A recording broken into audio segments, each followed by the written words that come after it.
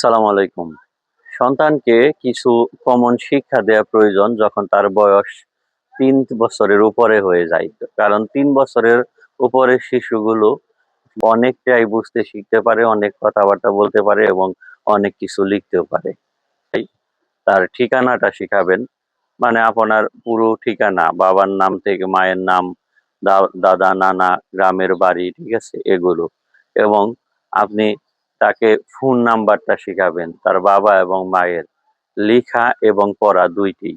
কারণ আল্লাহ তাআলা না করুক যদি কোথাও আপনার সন্তান হারিয়ে যায় তাহলে যাতে ঠিকানা এবং ফোন নাম্বারটি লোককে বলতে পারে।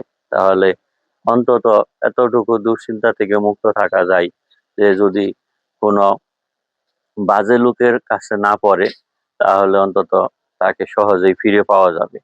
এটা কিন্তু আমাদের পিতামাতা হিসাবে একটা সচেতনতা।